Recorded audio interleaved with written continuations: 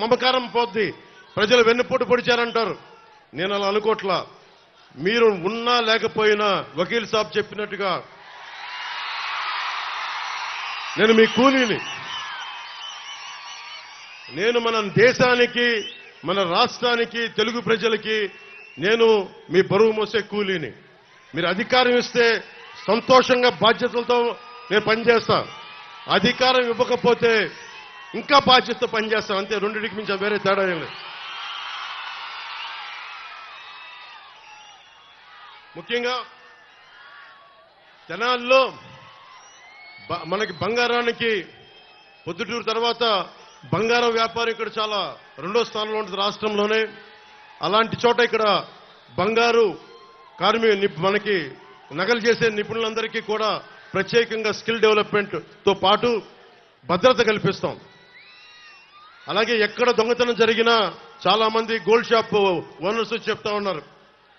విశ్వబ్రాహ్మణుల సమాజం చెప్పింది, పోలీసు వచ్చి మమ్మల్ని ఇబ్బంది పెడతాను ఎక్కడ దొంగతనం జరిగినా అంటే. ముఖ్యంగా బంగారు వర్తకులందరికీ అలాంటి పరిస్థితులు రాకుండా మేము మీకు భద్రత కల్పిస్తాం. అలాగే ఆర్య వయసులకు సంబంధించి ఒక తెనాల్లోనే 15 దాడులు జరిగినాయి. వయసు సమాజానికి నేను తెనాలి సభ నుంచి చెప్తున్నాను, రాష్ట్రం అంతా మీరు వ్యాపారం చేసుకోవడానికి మేము మీకు అండగా ఉంటాం. మీ మీద ఎవరు దాడులు చేసినా సరే వాళ్ళకు ఒక బలమైన ఎస్సీ ఎస్టీ అట్రాసిటీ ఎలాంటి కేసులు బనాయిస్తామో ముఖ్యంగా వ్యాపార వర్గాలకి అంత బలమైన భద్రత కల్పిస్తాం. అలాగే వయసు సామాజిక వర్గానికి కూడా నేను మీ దాతృత్వాన్ని పొందిన వాడిని చిన్నప్పుడు. రమేష్ గారు అని చెప్పి నెల్లూరులో నేను చదువుకున్నప్పుడు 8th class Bhavani book centre అనే పుస్తకం నడిపేవాడు. ఈరోజు నేను ఇంత చదువుకోగలిగానంటే ఒక వైశ్యుడి తాలూకు దాతృత్వాన్ని పొందిన వాడిని. ఆయన ఉచితంగా నాకు పుస్తకాలు ఇచ్చేవాడు, అప్పిచ్చేవాడు పుస్తకాలు కొనుక్కోమని. తర్వాత అప్పు తీర్చేవాడిని. మా అన్నయ్య చిరంజీవి గారు ఎప్పుడన్నా పాకెట్ పని ఇస్తే,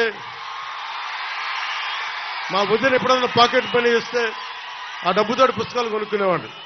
అప్పుడు దాకా ఒక రమేష్ నా ఫ్రెండ్ సీనియర్ ఆయన కూర్చొని అప్పిచ్చేవాడు. అలాగే నేను వైశ్యుల చదువుకున్నానంటే, ఇంగ్లీష్ మాట్లాడగలుగుతున్నానంటే నిజంగా నా ఫ్రెండ్ రమేష్ వైశ్యుల దాతృత్వానికి నేను రుణగ్రస్తుండే. జగన్ చూడండి, ఈ రోజున మనకి ఆస్తులు, మనకి ఫామ్, మనకి రైతుల పట్టా పుస్తకాల మీద కూడా మనకి చక్కని చెదరని చిరునవ్వుతోటి వైసీపీ నాయకుడు జగన్ ముఖం కనిపిస్తూ ఉంటుంది. పొలాల్లో వేసే రాళ్లలో కూడా జగన్ ముఖ చిత్రం చక్కగా రాళ్ల మీద కూడా. మనం గుర్తుపెట్టుకోవాల్సింది పొట్టి శ్రీరాములు గారిని, అమరజీవి పొట్టి శ్రీరాములు గారిని. మనకి మీరు ఊహించుకోండి, జగన్కి అధికారం ఎంత తలకెక్కిపోయిందంటే ఆంధ్రప్రదేశ్ తన గుత్తాధిపత్యం అనుకుంటున్నాడు, మనందరం తన బానిసలు అనుకుంటా ఉన్నాడు. జగన్ కింద పడే రోజు ఎక్కువ రోజు లేదు, లెక్క పెట్టుకో, నీకు మండలం కంటే తక్కువ రోజులు ఉన్నాయి. నీకు హోస్ని ముబారక్ అనే వ్యక్తి ఈజిప్ట్లో 3 దశాబ్దాలు పరిపాలించాడు.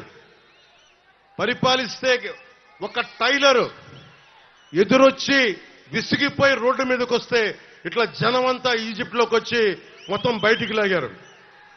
మీకు రాజులు కదా, నాయకులు కదా అని చెప్పి అహంకారం తలకెక్కితే మన శ్రీలంకలో కూడా శ్రీలంక ప్రెసిడెంట్ ఇళ్లలోకి వెళ్లి స్విమ్మింగ్ పూల్లో ఈతలు కొట్టారు ప్రజలందరూ.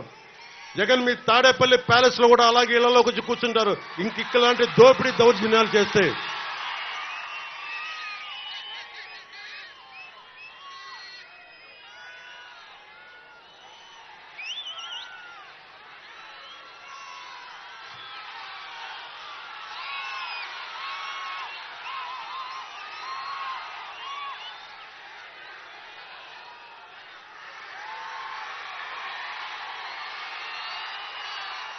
ముఖ్యంగా మన తెనాలికి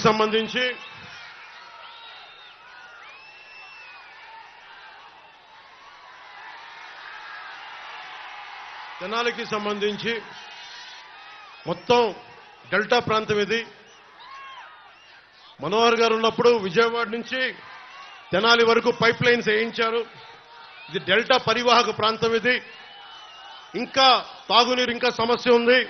ఓవర్ హెడ్ ట్యాంక్ రెడీ అయిపోయినా కానీ ఈ రోజు వరకు మన కుళాయిలు రావట్లేదు. సమస్య దృష్టిలో ఉంది.